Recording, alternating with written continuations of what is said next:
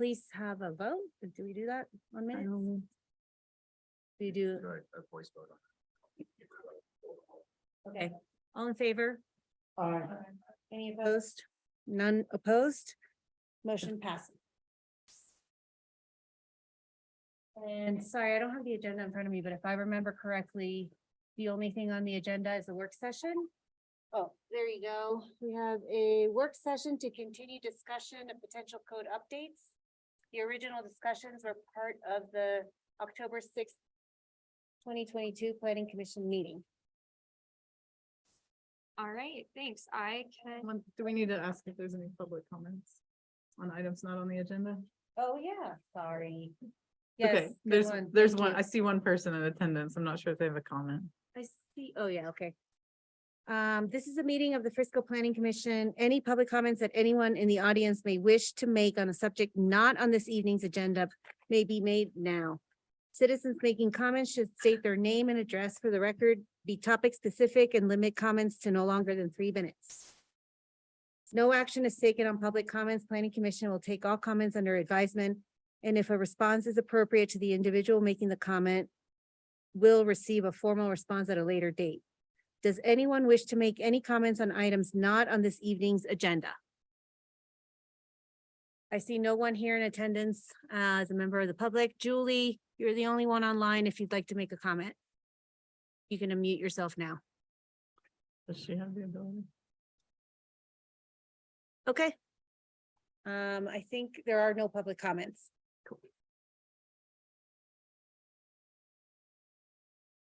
all right, I can start.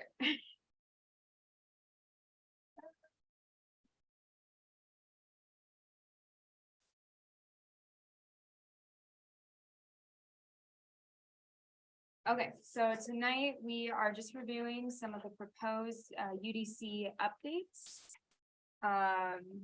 To provide some background, the Planning Commission held a workshop on October 6th to discuss potential code updates. So this list was kind of the proposed modifications that were discussed, and staff took that as guidance to come up with this following list, which you saw in your packet.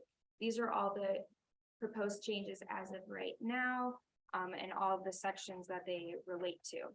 And so I will go through these one by one, but it's going to be pretty quick as these were in your packet.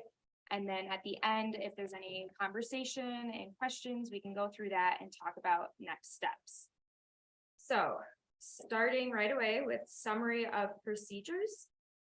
This is the summary of procedures or review procedures in or table in the UDC, and the proposed changes that staff have here provide clarification on modification to an approved major site plan, which requires or would require the same process as the original approval process, so mailed, published, and posted. There's also some clarifying language here that the modification procedure is based on type of site plan, not scope of modification. Finally, listing the procedures for telecommunications as a special use, so that would be an added line item in this table, which is for telecommunication facilities that don't meet the standard criteria outlined in the code. These typically relate to height or co-location, and so it outlines that procedure there. And that is listed in the code in a later chapter, but this just outlines it a little bit clearer. Emily, I'm sorry, can I interrupt you for a second? Yeah. I didn't understand what you said about, and I apologize also, I didn't realize it was a packet attached to the agenda. I thought we were, Okay. so, but I didn't understand what you said about the major modification to. the So site. right now, the way that it is outlined, and it's hard to see in this screenshot just because it is smaller. But right now, how it's defined is a major modification to approved site plan and minor modification to approved site plan. Staff is proposing to reword that to modification to approved site plan and major site plan and a modification to approved minor site plan. Because it does get confusing on, well, it's only a minor modification, so we don't need to go through planning commission. I understand. So just Yeah, clarifying that language there. And then again, the telecommunications as a special use. It's just a, update to the table to match the code section later on in the UDC.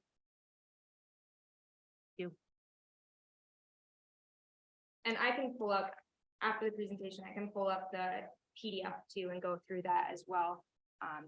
So. Yeah. Next section with modifications is lapse of approval. So this is in relation to an application timeline. This proposed modification would clarify the expiration of approval, which shall be based on the date of the most recent planning commission or town council approval, not with each change that is approved administratively, should there be any administrative changes. But so the timeline isn't getting further extended each time they ask for an administrative adjustment or change. And what is that name for the can you see in this section? At 3 years. Does So that you make have sense? 3 years to submit a building permit? And then, Yeah, and this came about because there was a question on a project where they got planning commission approval, then they submitted an administrative modification that we can approve and the applicant had a question, oh, good, now I've got another year on my project. No, that's not the case, so we didn't want to clarify. We made an interpretation previously, but we didn't want to. Got it. And so on that, and sorry, I don't mean to continue to interrupt you, but is there any interest in shortening that time frame of 3 years? Seems like a long time. It does seem like a long time. I don't know that there's been any discussion to shorten that. Yeah, there are conditional uses are 1 year.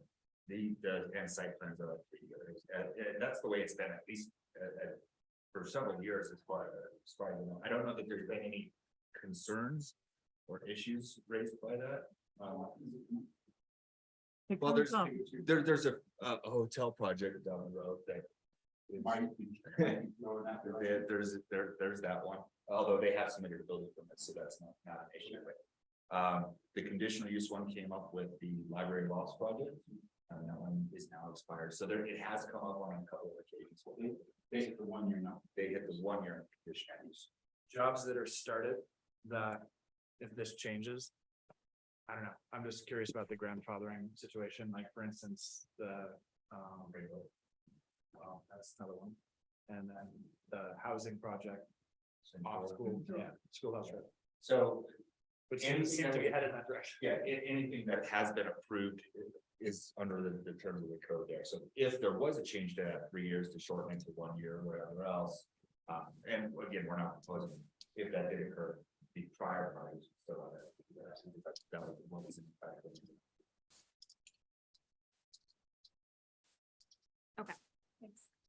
so next we have conditional uses. And so this section, we are proposing a change that would eliminate the requirement that the notice of decision for conditional uses be recorded at the county. And then there's also just a further clarification or a wording that would state that a site plan application that is with the conditional use application should be reviewed concurrently. They should be reviewed together, not separately.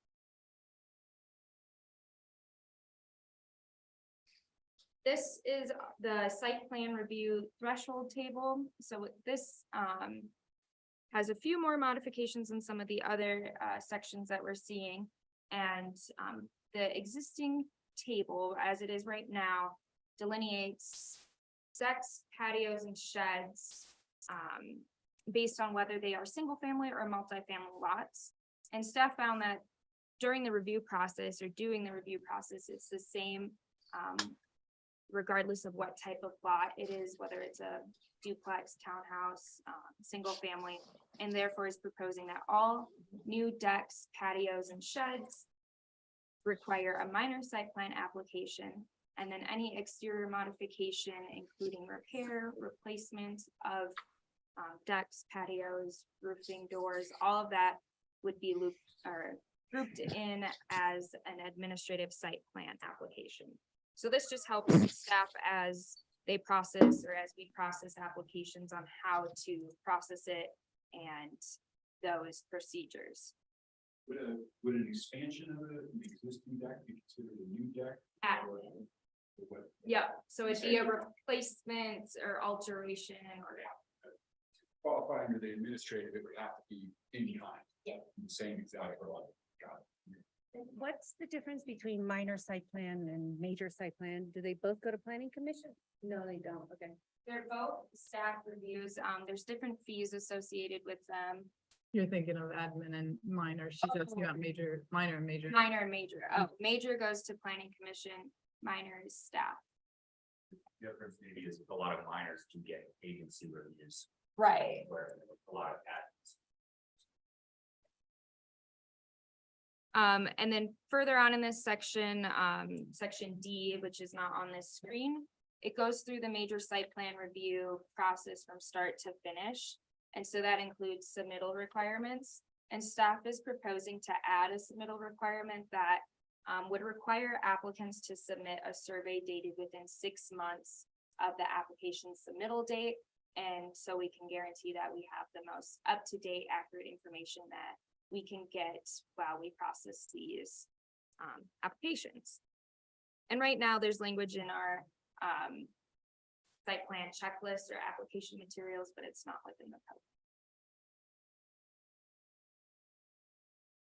code. Moving on to residential to traditional neighborhood. So in this section of the code, staff found a typo and an error, so we're just proposing a modification that eliminates that typo and fixes the duplicate section, because it had B development standards and C development standards, so fixing that. And then here we have the Gateway District section, and staff is proposing a modification that clarifies that residential is allowed as a conditional use, not a permitted use in the Gateway District, as that has come up as a conflict. I asked why? So in our allowed use table, it is residential is a conditional use, which would require the applicant to apply for a conditional use request. And then when you're looking at this zone district standard, it says it's allowed. The Gateway Zone Period. District allows residential uses, period. So just clarifying that while it is allowed, it's allowed as a conditional use, it's not a permitted use. Yeah, but why do we want to not have it be a conditional use? We're not changing that it, Well, I think the question there is, why would we not just allow it? But why wouldn't we keep it as a conditional? use? Oh, Yeah. Fine. Yeah, the table of uses and this text did not match up. Oh, okay. So it's clarifying. It brings to mind the conversations we had with the condotel. just wait. Just wait, Just wait. just wait, there's patience. All right, so here we have our table of allowed uses. Staff is proposing 2 modifications to this table. This screenshot is not the whole table. The full table is in your packet. But this just shows the red changes or proposed changes. So among these changes, one would eliminate the condominium hotel from this table. And then another proposed change is to allow indoor arts and entertainment center as a permitted use in various commercial and mixed use zone districts. Right now, it's only permitted as a conditional use In the residential. in the residential district and not as an allowed use anywhere. You can. Yes, you may. I don't have it right here, but we have it. So we believe that this line item in the use table was specifically added to account for the dance studio, which is on Granite Street. And so they added it to the use table. They allowed it in residential high density because that's the zone district over there, but it's never been updated. Meanwhile, we have 10 Mile Music Hall on Main Street, and we anticipate other similar uses coming into other zone districts, but we were kind of Absolutely. thinking they would be in the commercial zone districts or mixed use zone districts rather than residential. I don't know if I would, just by nature, think it needs to be a parks and entertainment center. It might be. It depends on how well you're dancing, I think. Sure, but it's not like a, kind of like this. Did you find the definition, Don? No, it's actually not. Oh, yeah, it is. Here it is. It's arts and entertainment center, comma, indoor. A structure or facility for presentation of exclusively indoor performing arts, including indoor motion picture, theaters for indoor live performances, and studios for arts education such as dance or painting. Mhm. Arts and entertainment centers do not include any business defined as sexually oriented business by this title.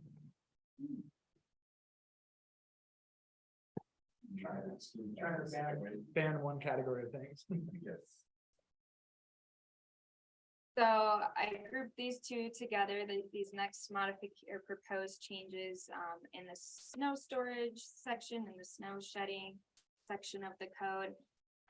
So here, the proposed change would include uncovered decks in the snow storage requirements. And then also strengthens the requirement that eliminates snow shedding from public or private ways by just referencing the building code, which requires that furthers require that shedding be eliminated from private or public ways as well as adjacent properties. I have a question. First of all, on snow storage in general, I'm just kind of curious. So we ask for 100 square feet for every 300 square feet, 350 square feet. So if someone were to say, I've got 400 square feet, does that mean they need 200 square feet? So it's a percentage. All right. So could we just put a percentage in there? So that it's a little bit more clear, because I think it's unclear the way it is right now, as I've read that. And if we could pick a percentage. I'm just kidding.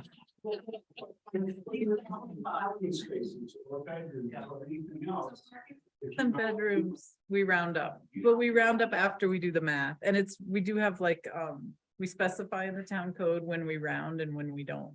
Right, but this one doesn't give any indication of what you would do if you have 400 square feet. And I think it's unclear. No, I think we could add a percentage. Yeah, if we could just change that to a percentage, I think it would be more clear. Yeah, or 28.5 is what it is now, according to my math. Right.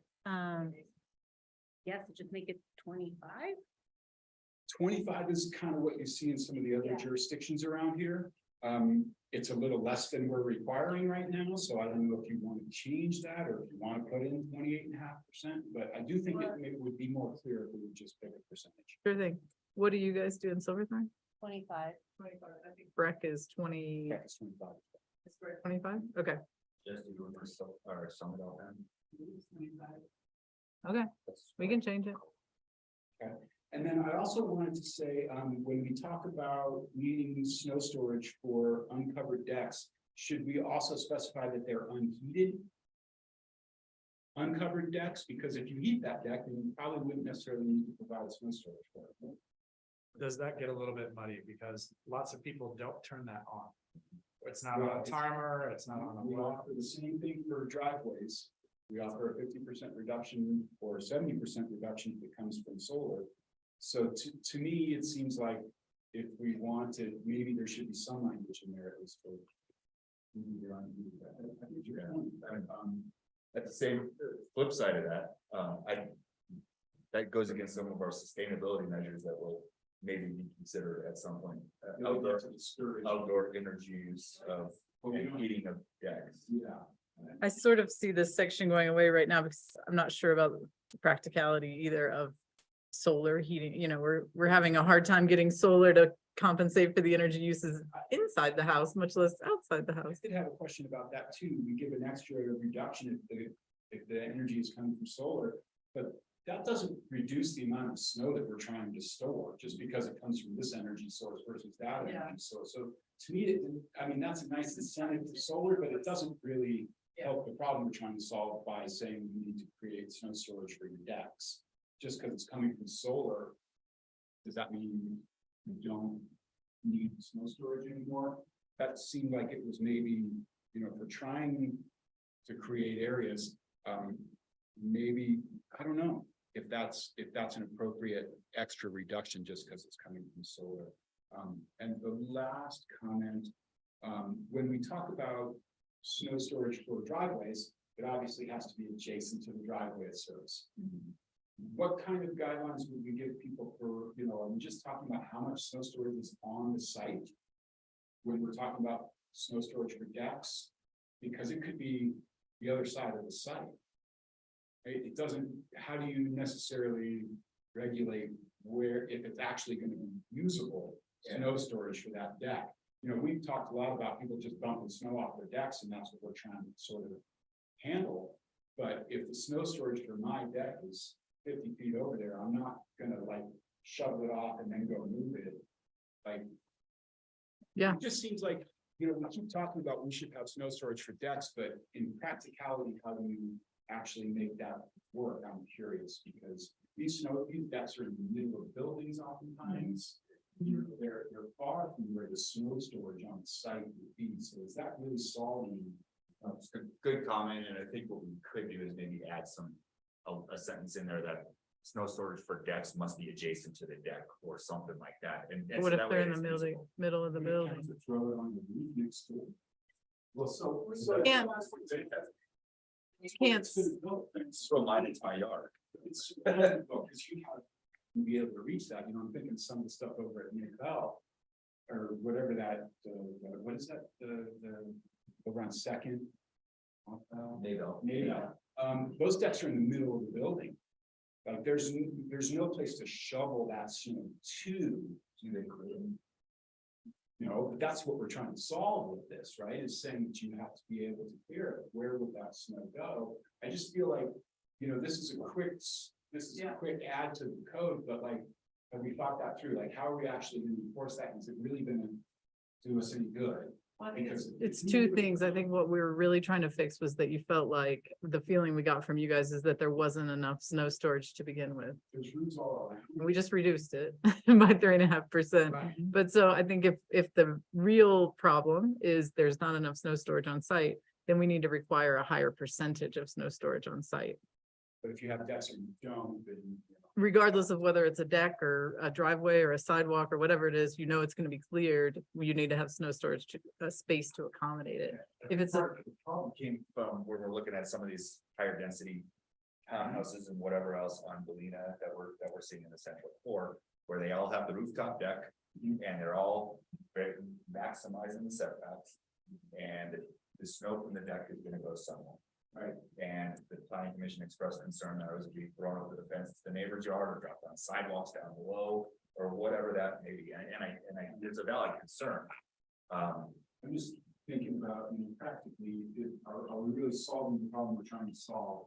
By requiring somewhere else on site, there just needs to be some snow storage. No, and I don't think it should be on site. I mean, it probably should be, or I'm sorry, it shouldn't be somewhere else on site. It should be adjacent to where you're storing it. I didn't realize that there was decks in Maybell that have snow storage that get cleared. The snow I goes don't know over. if they get cleared. But we don't require that somebody clear them, but if we're gonna require snow storage for them, where would you put that? And would that actually solve anything? Sure, so they're not very. yeah, I just think there's a distinction between the driveway and deck, if you really need to clear the driveway, you don't really need to clear the deck. Okay. Yeah. And, you know, I think we're trying to get the snow on an adjacent property. Requirement is needed. And we've got that. in- And that ever having issues with this, or this is just something that we raised? It's, Personal problem. we have never raised it. This is a planning commission comment on some prior applications. Well, it's Did it out of the- Clarification that you can't deposit snow in the right of way or on other people's, but that, I think there could be some unintended consequences. And that's kind of what I'm worried about, is that we're, and not actually solving the problem that we're truly trying to solve here. Because if the snow storage isn't convenient to the deck, then we just require more open space on the ground, which is great, I'm in favor of that, but nobody's gonna carry the snow there, and if there's not a place to put the snow on a deck, where does it go? Okay, so So that one, I'm just a little bit curious about how we would wanna enforce that and how it would actually look. So, yeah, and I guess two questions here. Looking at the next page where we talk about snow storage and snow shedding, where we talk about, and we've added some language. Eliminate snow shedding onto doors, and maybe we say snow removal from decks. And add that into here, that would cover the concern I think the planning commission has expressed before. And then just delete it from the snow storage requirement this section A. Could Does be. that make sense? One thing, I don't know, that just crossed my mind though, is if. It's almost identified, I mean, separately, right? So there's whatever the requirement is for the deck. And. The site plan needs to designate where that goes. So when things come here, we can look at them. When things go to you guys, you can look at them and say, oh, that's feasible. It's not a deck in the middle of a building that there's no way. That the snow could ever go to that place that We're they gonna say bring it it needs to down the go. hallway. Because that goes, right, I mean, because that goes to the design of the project, right? Make it actually achievable. I don't know, I mean, there's probably pretty simple ways to word that, but. Yeah, I just think we need to be careful around it, 'cause I think that one may not solve the problem that we're trying to solve. But I agree that we have, we were promoting one of the roof decks. So I think that having a spot for it to go. I don't know that we're promoting more and more roof decks. We're seeing more and more roof decks with spiral staircases. We've definitely given, as a commission, direction that, boy, it sure would be nice if there was a deck on that roof. Have we? Yes, I have heard that. I don't know that I've made. But, anyway, I just think that, maybe, let's just be careful with that one, because if it's not solving the problem that we're trying to solve, then. So are you thinking that we don't need to require snow storage on site for rooftop decks? I think maybe what we need to do is require, that the applicant show how snow, what the plan is for snow. Yeah, maybe separating it from the driveway requirement and saying that. Applicant must also show. And what if they say, we're not gonna shovel those, people aren't gonna shovel those decks, those aren't gonna be usable decks in the winter? Are we okay with that? What, I know, I do too. What if you just throw the snow onto like a driveway or a parking area that then you're gonna clear? You have some of the ones we've approved and exist all around town where your deck is right over your parking spaces and people are shoveling right off that into their driveway. And that they're not having to account for that square footage, right, in their snow storage. But they should. I guess that's what I was hearing from you guys. Yeah, no, I don't disagree with that necessarily, but I do think that, if it's not being shoveled onto the driveway, then I don't know, it seems like. Or does it just get counted in the total? I don't have the solution, I just kind of, because to me, I'm thinking some of those things that we have. Yeah, those. Now they're over time. So that's our starting. Like, it's because they couldn't get the stair tower out. So you walk out in the middle of the building and it's like 6x6 floor, it goes down to the third floor and walk up a spiral stair and you're on the deck and there's nowhere that snow's going. So, just requiring more snow storage on site, it's not installed. Snow storage plan for decks, you have to show where it goes and provide a spot for it. You're not even worried about necessarily, the square footage is nice. I have a question. So when a lot of what we see are multi-units taking over an old single-family, non-important house. So are those multi-units typically under their own HOA? Yeah, they have to form, if they're townhome units, they're condo units, they do have to form an Well, HOA. could they be single-family? I mean, not townhome, but single-family? They wouldn't meet our minimum lot size requirements. No, Masa. So they have to have some kind of group, underlying entity that unites them. Plan in their decks and cubs with us as part of the subdivision. And so a deck snow removal could be part of that document. As part of that document. So, good. So the plan here that we're talking about, that's in the code and will be part of the site plan, they just cover it in the decks. That's a good idea. I put a note to say that instead of including uncovered decks, we do a separate sentence that say, applicants must demonstrate how snow removal from upper decks will work, something to that effect. So, yeah. We get to, like Patrick said, we get to look at it and say, well, no, that doesn't work, we need to have it. Don't review single family homes, so you won't see whether or not that works. This is only gonna apply to multifamily, really, Same time, single family home, I'm gonna throw it in my yard. Right, yeah. Or the neighbor's yard. I can't throw it that far. But we'll go into the, but we're suggesting go into the decks, the homeowner deck declarations. He does. It already And once does? you get to that point, how the HOA will handle snow removal is already a part of the decks and covenants. Would they Just don't specifically, Review. the no, we decks. don't review that, So if but you we'd would like, we'd like to know that we put it out as a thought, yeah, that it be covered and addressed specifically I think the for time to decks. review it is during the site plan review process. Because you don't review typically at the other end. Okay, Does that sound good?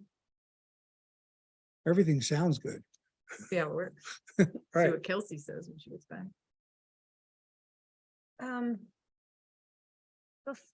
Okay, so did we clear that one, what we're gonna do with that one? Because on this, the second one here, I don't quite understand. Eliminate the danger of snow shedding onto windows or doors that swing out or on public or private ways. I think it needs to say property.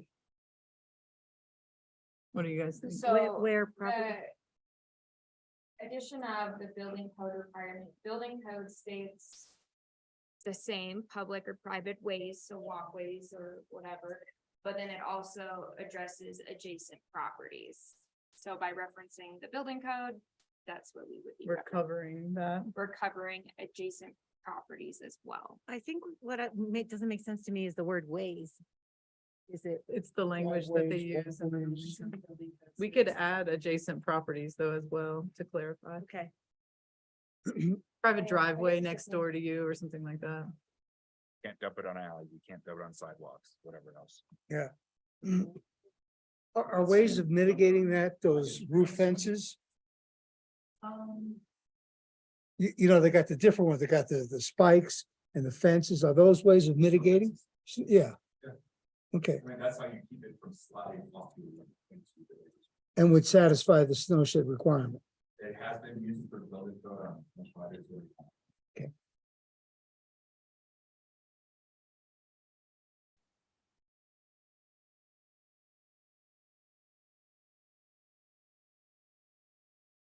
Before we move on real quick on the exceptions, do we want to talk about the solar exceptions on the snow melts?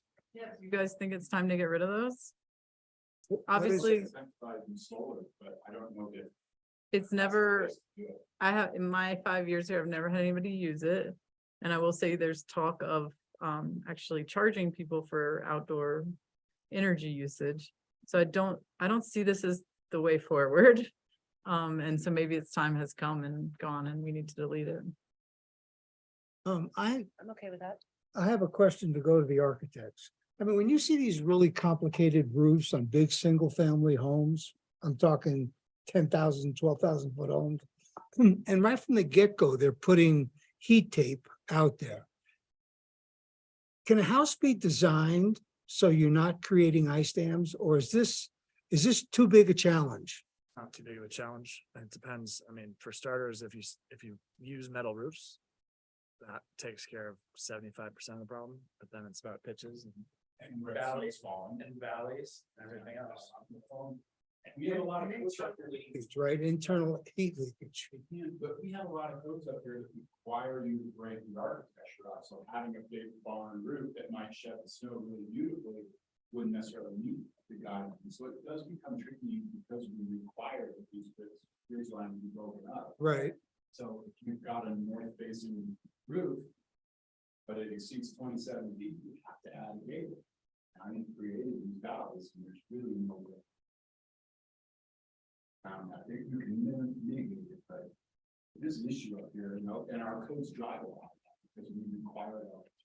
But I kind of feel we're back in that same conversation of getting rid of snow. I mean, how are we gonna get rid of heat tapes if the roofs that we're calling for are gonna be ice dam, happening? heat tape's not going away anytime soon. There's just no way. There's just too no many- way. There's houses that are, they're gonna be 50, 70, 80-year houses for sure. They're built out of whatever they're built out of, and shingles are the worst offenders, especially on low pitches. You can't tell somebody, well, sorry, you just get ice dams now. Moving forward, though, are there ways that? Perhaps, I mean, it gets maybe a little complicated and a little restrictive, to Andy's point. You can't require somebody to know.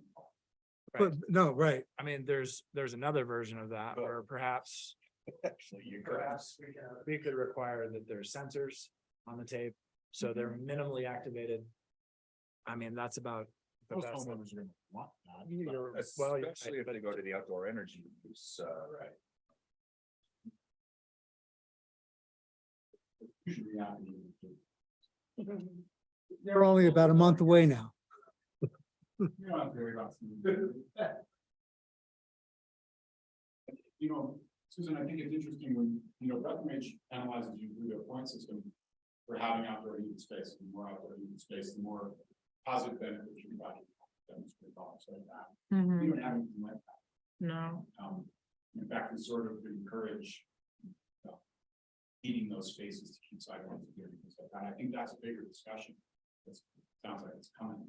It's how Frisco wants to be incentivized outdoor heating space. What is the mechanism? and I will say we are a little bit different. We don't have a ton of steep slopes in Frisco, and we don't see a ton of heated outdoor space here either.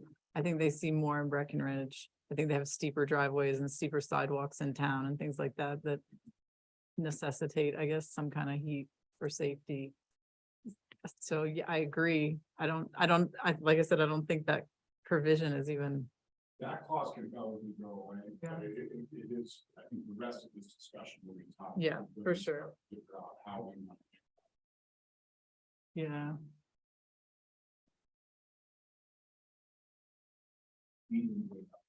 Including hot tubs. I knew somebody was gonna say hot tubs. Everybody loves their hot tubs. Can't ski without getting in a hot tub. Did you guys know that? So this next section, we're looking at fences and walls, and staff is proposing to add a subsection. In this chapter. On construction fencing, so it talks about construction fencing, requirements, use and maintenance. And also upkeep of associated construction materials such as construction equipment, trailers and dumpsters may only be stored within the fence area, etc. I have a question about this one. I mean, I'm totally in favor of the fencing. The last part about everything needs to be inside the fence. So it's, at least by my observation and some personal experience, it's pretty common that all kinds of stuff is like parked in the right of way, town right of way. Mhm. And I got, but anyway, the bottom line is, how is the town gonna deal with where that fence line needs to go? Or are we now saying on a tight site that somehow you've gotta push all your trucks and materials and everything inside the actual building? Well, they get parking permits to park within the right of way, so like what you drove in on can be in the right of way. In terms of following the property lines, we require them to be staked at the beginning of construction, and we actually go out and do an inspection and make sure the fence is where you said it was gonna be, either on the property line or as you showed it on your construction management plan. Right now, I feel like there's a lot of portalets and dumpsters in the right of way.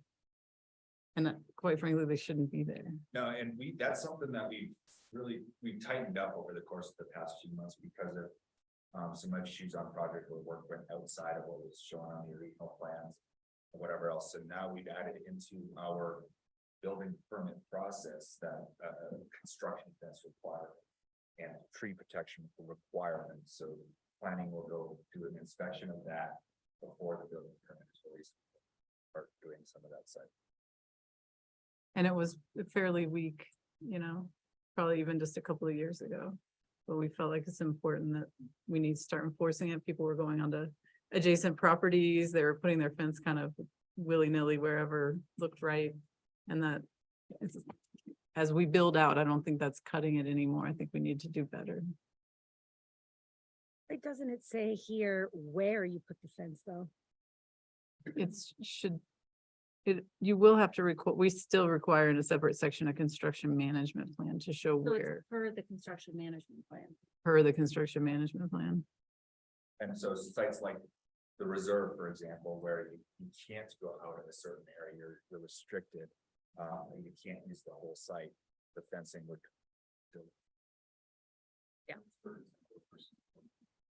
Yeah, if you're on steep slopes or something. We could add something about the management plan in this section. I don't know if it's I mean, useful. Maybe, we could say, and shall be shown on the construction management. Located as shown. as shown or for the, I feel like it's missing here. Okay.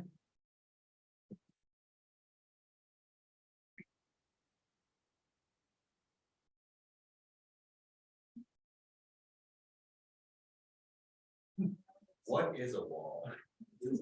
Can we get a philosophical discussion going? All right, favorite building articulation. So this is in the non-residential development standards. These proposed changes are intended to help eliminate the confusion on how articulation is interpreted in the code. It's not changing the lengths of the walls or anything like that, but changing the format. So it's A or B, not A and B. And just clarifying that building walls over 27 feet in length have their articulation standards, and then building walls that exceed 54 feet in length have a separate articulation requirement. So this goes back to that favorite conversation Annie was referencing. The wall to wall.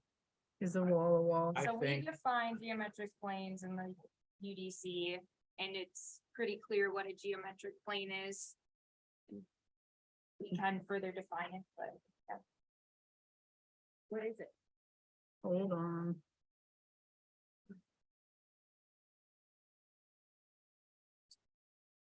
It's first.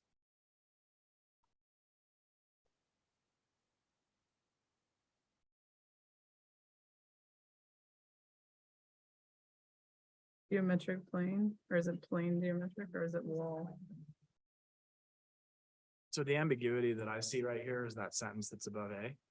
And Building walls. somebody could say that, well, I have a wall and then I have a break and then I have air and then another wall. Yeah. The way that I read this. So I'm just Also- wondering about another way to phrase it. Also, there's the argument that we hear a lot that's vertical. So like if I have a wall on the ground floor and a break on the second floor, and then that same wall and that same geometric plane on the third floor. Do you know what I mean? So it is super hard for us to deal with. So should something just be added here that literally like right after that says definition of a geometric plane? Or should it go into the should it go into the definition section? It could, then I would say reference or something. I mean, this one's just a hot issue and it shows up all the time. I don't know that we have a specific definition, just went through. I might have We've got plane. Physical things, we've got air, we've got railings, that's off the top of my head, right? Yeah. Add a couple diagrams. The diagram did what Susan was saying, it was like solid, void, solid, and showed it like in an arrow going up and saying, that's still 27 feet. And then another one that showed some voids. Yeah, He's going sideways, that's still 27 feet. Well, yeah, and I'd actually probably just want to add it in this section, rather than definition, just add a couple of those examples like you're describing. A good way to go, since it has come up at least once or twice. And maybe it's just, there's something in the definition that says a geometric plane may be made of. And then list all the things. that- vertical, is it horizontal? I struggle with that one. So to be clear, are we saying that a vertical plane greater than 27 feet needs articulation? Yeah, Say that again, sorry. A vertical plane greater than 27 feet needs to be articulated. I mean, you can't go 30 feet without having some kind of a To be break. fair, we don't vertically, we don't regulate that really. want. I mean, we have a step back requirement, I do. But and that kind of causes articulation vertically, but we don't expressly review for it. Like when we bring you those projects, we're talking about horizontal. Right. There is a tricky bit there too, because it comes down to like a proportion situation, I mean, if it's 8 feet wide and 27 feet tall, it may not be so bad. but if Mhm. it's 7 feet wide, 26 feet wide, for example. And here's the other fun one. What if it's an underground, what if it's a floor underground or partially half underground? Completely rectangular base plate for like a parking garage. And then above that, they articulate. But if it's visible, do I go with what's half underground or do I go with what's above ground when I review it? Welcome to my world. It's hard to enforce this one.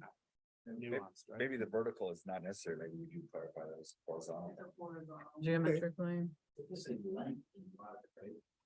Yeah. It does frequently see length, especially in the roof lines. The one I'm curious about is it says building walls and corresponding eaves. Do Mm-hmm. we need the word corresponding? No, Get rid of that word. because that could be a little bit confusing. Not necessarily, Yeah, it's, not necessarily. we just don't want, we're trying to not have fascia lines longer than 27 feet. Corresponding to what? Yeah, building walls and eaves.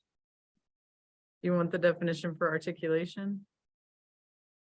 Variation in the depth of the building plane, roof line, or height of a structure that breaks up plane, PLAIN, monotonous areas and creates patterns of light and shadow. And we get into the conversation about, is articulation 2 inches? Or Quantify it. Yeah, 4 feet over.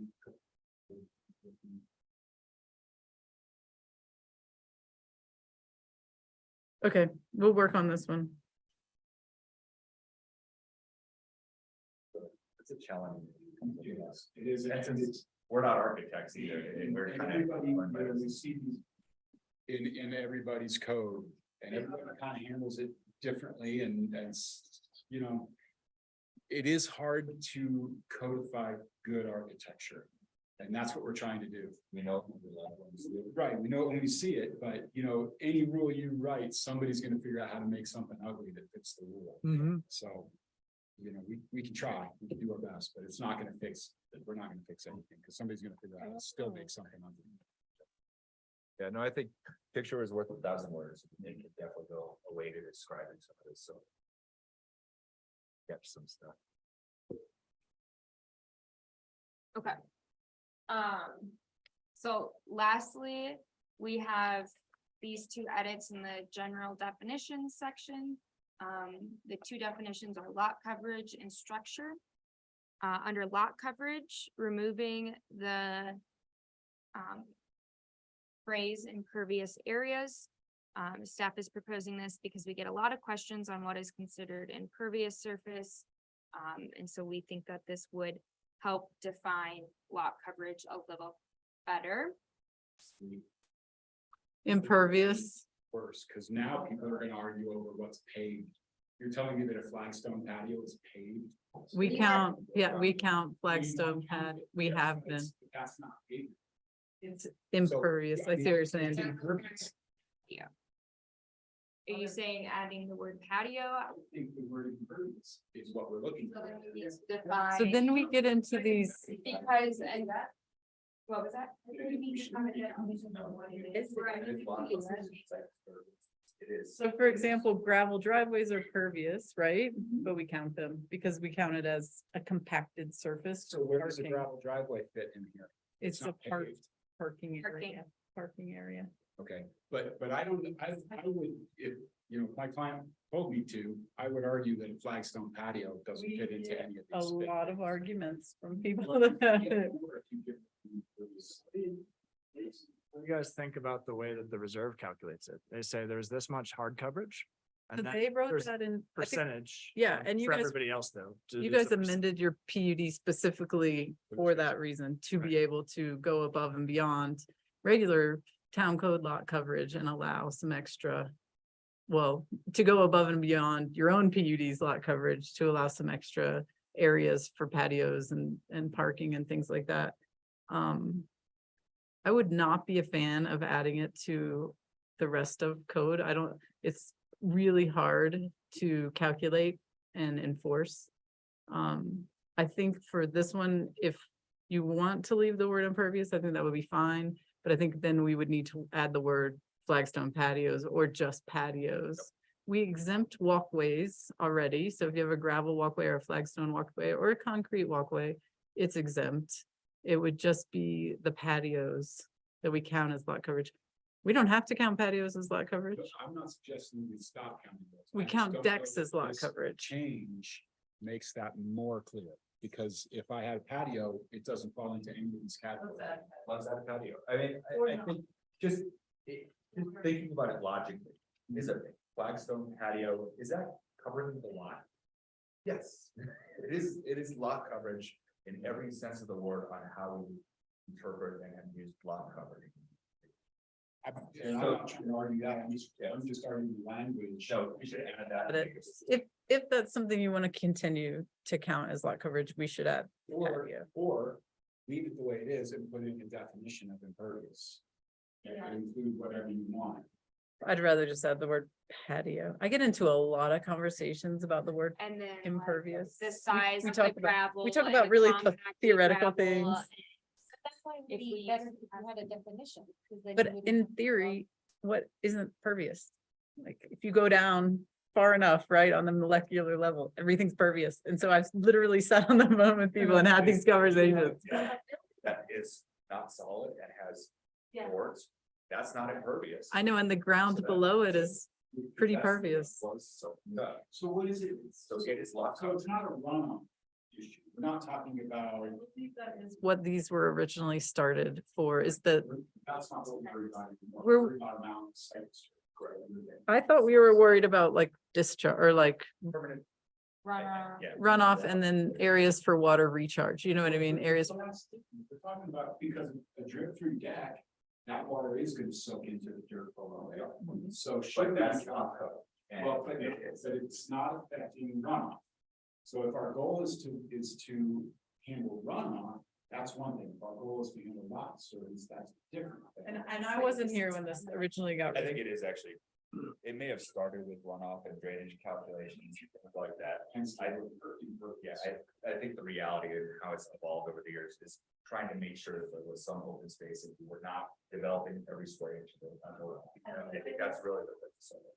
I mean, since we have pretty small setbacks though, and patios are allowed in setbacks, so. Problem, like if it goes away, somebody's gonna start building, super patios. They're insane. Yep, exactly. Somehow it needs to include. Yeah, I just think taking impervious away. We'll leave impervious, we'll add Yeah, I patio. think we have patios and flagstone patios. Don't say Claxton. I can't. No, well, because then I'm coming with concrete pavers. Yeah. That's not Claxton. Yeah. You said, call out Claxton. It's fine, all patios. Yeah, patios. Or open jointed patios or whatever. Yeah, I just think, let's not make your job harder and more arguments. Let's just be real clear with what we're trying to do. Impervious. Yeah. What are you trying to say, Don? I don't know. All right, All right, and then this minor modification to the definition of structure includes hot tubs as a structure, which will ensure that they remain out of the setbacks. That was the direction we got last time. Okay, just making sure we're still there. And so that's it. So these proposed edits or modifications, some of them incorporate the comments that we heard last time at the previous work session, and ultimately they're intended to provide clarification, make the review process slightly or more smooth. And then some of the other topics, staff found that they need individual consideration and should have their own dedicated independent work sessions such as outdoor commercial establishments, workforce housing, parking, building materials, and color. So we can talk about those steps moving forward. I just want to go back to the hot tubs, Oh, boy. only because I keep telling everybody, never assume anything. Okay. So a hot tub that's in a setback currently, is it grandfathered? I mean, like, what happens if they come for a building permit and they show a survey and it shows the hot tub in the setback? If the hot tub was issued, if a hot tub permit was issued for it in that location, then it would be grandfathered. A replacement of it though would have, then have to conform. Same as if your hot tub is putting you over the lot coverage, like your patio that your hot tub is on. If you got a permit for the patio in the beginning and it put you over the lot coverage, it would be allowed to remain. But if you didn't, if you just built a patio and put your hot tub out there and now you're over lot coverage. Or if the hot tub's on a deck, then you get away from impervious. No, it's No, not we- lot coverage. Coverage. But it would, in theory, you would have gotten a permit for a deck, right? Okay. We deal with it more with patios where people just kind of put a patio in.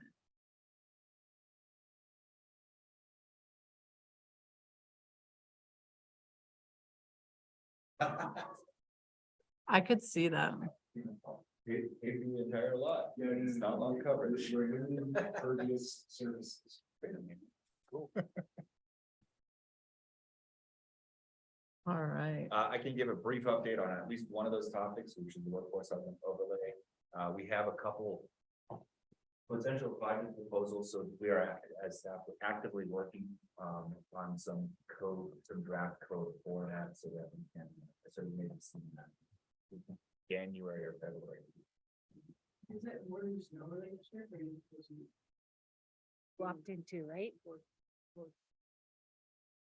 No, it's- We were thinking similar to the historic overlay, so you could apply for it as part of your, So it wouldn't be a specific district, it would be It's- something you could apply for that. as part of your And development. there's And a then couple different options that we're looking at with that, and we're also looking at it, it could just be a codified incentive program that you don't even have to opt into, it is. you don't have to rezone. That would be better, because otherwise, why wouldn't they just go for a PUD? Same amount of work. Yep, so we Yeah. are looking at that currently and draft and working with some code. It's Relatively soon. What happened to inclusionary zoning? Why isn't that on the list? It still is on the list, probably as a down the road, if not, as that last slide said, there's some, as Emily pointed out. They're fairly in-depth and it will continue to be, on the list and it's something, but it is gonna take quite a bit more discussion. This set of code amendments is really for addressing a number of things that have been identified as issues over the past few years and working to clarify those. The workforce. This literally got pulled from a staff report that Katie Kent. I mean, some of the stuff has been hanging around for a while that we've needed to update. So I feel like getting this stuff off our list first is a good step and probably a quick step. Yeah. These harder projects. Yeah, inclusionary zoning is gonna be probably a long public discussion. For as an Okay. The other one, what was the outcome, and I should know this, but what was the outcome of the density bonus? that went back to, or when that town council had discussions on that. And similar to what the planning commission, they had some very significant concerns about the level of AMIs, for those density bonuses. They are all on board with LIHTC and we're very supportive of that. So again, as part of the, or in conjunction with the workforce overlay or incentive program, code amendment will go ahead and incorporate the density bonus for LIHTC into that one. And then continue discussions on the other ones, because it got really complex and complicated when we started talking about different AMIs. Okay, so nothing really, other than discussing, nothing is in the books officially. No, it is Okay. not on the books as of yet. The LIHTC will be, again, will be brought forward as part of, or in conjunction with the incentive, workforce incentive code amendments. Because again, there was full council support as well as planning.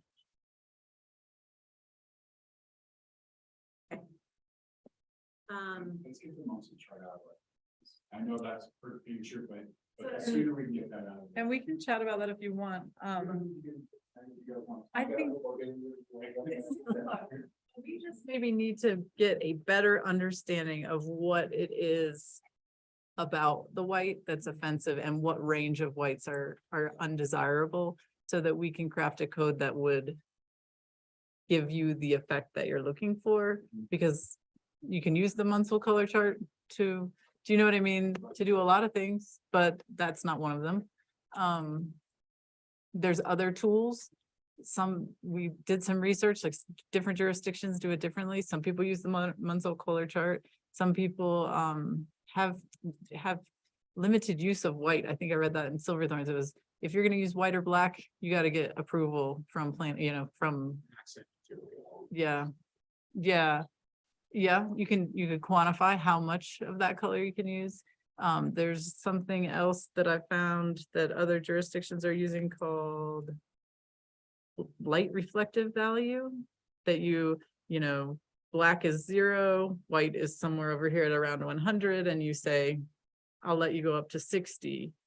But we just need to be clear on what we're eliminating. Do you know what I mean? There's a lot of scientific options, which some of these are.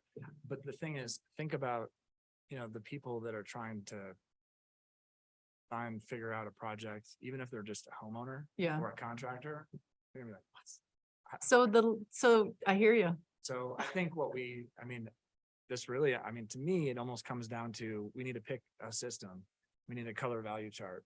And okay, that's where my limit is. Where's yours? Where's yours? Where's yours? And see if we can find a current place, because right now, the white value is getting abused. That's the way I see it. Too light. It's And then too there's light. this other thing happening, and that is, if it comes before you, right, you can review the color and we can ask for the sample. But if they paint their house and they don't get a permit, we don't know. Or if they paint their house and they submit something on, if it's a single family and they give us a chip on the community core, and it looks like, meh, it looks like it passes. It's not pure white. It's got some color in it. And then you go drive by and you're like, that's white. Do you know what I mean? It's hard It's the whole to, house. And then all of a sudden, it's way different. But it's not So- pure white, which is what I mean. so the LRV, the light reflective value, may be something for if you ever go to the paint store, you flip the paint chip over, look on the back, it's gonna have a score based on the color. From my research, both Diamond Vogel, Sherwin-Williams do it. I imagine that the paints that they sell at Lowe's also do it, but I don't know. But it just maybe to think about if that's the system you would like to use, because we have to quantify, like, we can't subjectively apply things. Yeah. We have to be able to say, yes, you meet it, or no, you don't, or not, I don't like it. You know what I mean? I think we literally didn't need to bring in a couple of fan decks and just figure it out. Sure.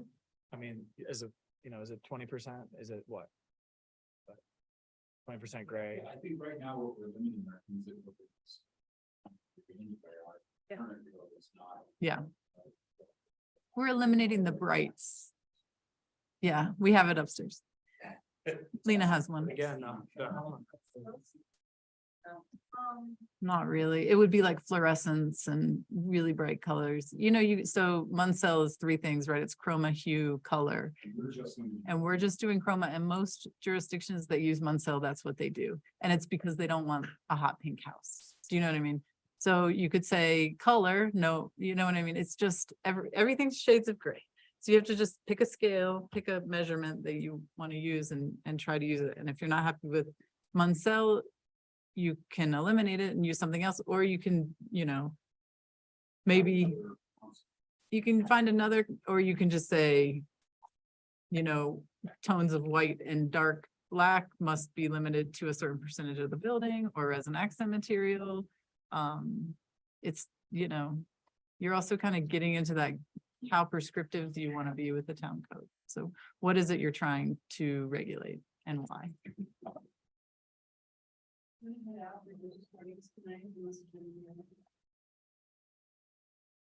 You're excused.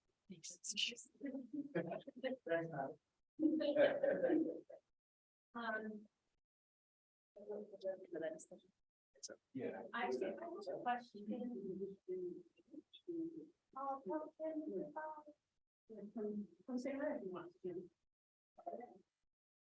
Frisco? Yeah. Daylight. Oh, okay. I guess. Bye. I had a question. I saw somewhere that you guys got awarded a light tech thing, and do you have a housing project? No? No, The grant, that's again, certainly there. Did you submit an application? We have not. did get a grant for, he got a grant for, you got a big grant for, Yeah, we did get a DOLA grant for innovative, what is it, the A3-1271. Yeah. That was $1.5 million. We. That was for the There has not been, It was on the 101 West Main. the town of Frisco has not submitted anything. There is a private developer that is looking at that project. I swear I saw it on some list. You may have, and maybe they've submitted an LOI or something on that, but there's been nothing awarded. All right. I was just curious. And I it wasn't a didn't- town estimate. Oh, To be continued. The clock. We're not part of it.